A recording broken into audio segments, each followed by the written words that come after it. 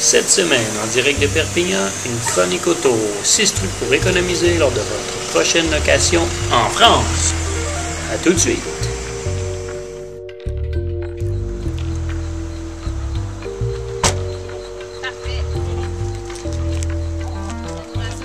Parfait. Merci. Merci. Donc, c'est l'automobile que nous avions depuis 3 semaines. C'est une Citroën C3 Picasso, voiture diesel, 4 cylindres. Donc, juste pour démystifier un peu parfois des fausses conceptions qu'on a de chez nous sur l'essence en Europe et sur la location de véhicules.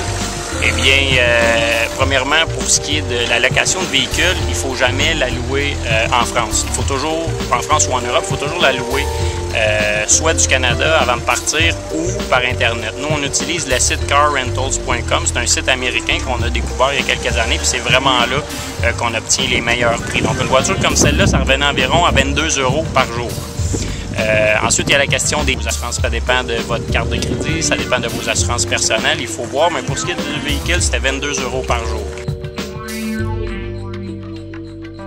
Gros avantage également de louer par Internet ou à l'avance, c'est que vous avez le kilométrage illimité, ce qui est impossible à trouver dans les agences françaises.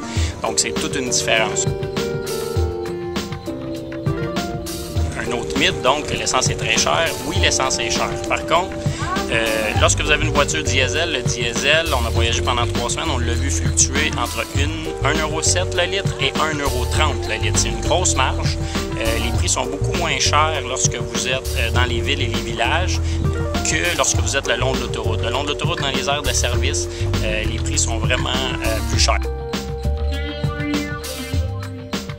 Faire les calculs, mais c'est beaucoup moins économique. On faisait 17 km avec 1 litre d'essence. Donc, c'est quasiment le double de ce qu'on fait chez nous.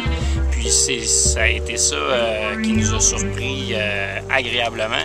C'est de voir que oui, l'essence est un peu plus chère, mais on roule beaucoup plus avec 1 litre d'essence. Et finalement, dernière chose, les péages. Il y a beaucoup de péages.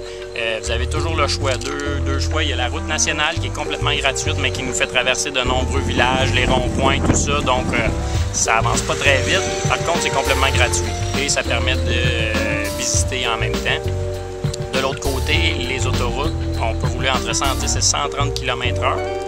Par contre, il y a les péages. Donc, en moyenne, ça peut coûter 15 € du 200 km. Mais bon, c'est une moyenne là, relative parce qu'il y a des sections de route qui sont beaucoup plus chères, des sections de route qui sont moins chères. Mais disons qu'il faut tenir compte également des coûts de péage. Donc, à vous de faire les calculs, mais c'est beaucoup moins cher qu'on le pensait, surtout si vous comparez au prix du train. Avant d'arriver ici, on pensait vraiment que le train, c'était bon marché puis que tout le monde voyage en train en Europe, mais c'est pas long qu'à 2, 3, 4 personnes, vous êtes amplement avantageux de louer une voiture.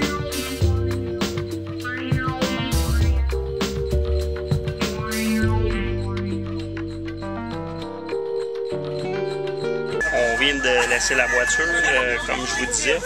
Le train, en plus d'être cher, à notre grande surprise, a certains autres désavantages. Bon, là, c'est sûr que c'est la période des vacances, mais en ce moment, on se penserait en Inde. Celle-là, si vous restez là, ça fera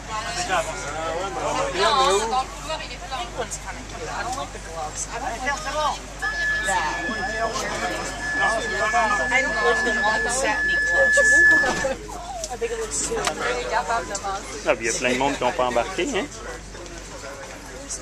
Il y en a un après.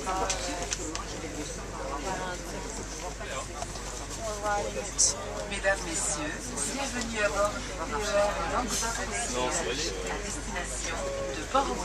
Il desservira Elne, Argelès-sur-Mer, Collioure, Port-Vendre, Bagnols-sur-Mer, Cerbère. Tren con destino Barcelona-Sants. Pròxima parada. Llançà, tren amb destinació Barcelona-Sants. Propera parada, Llançà.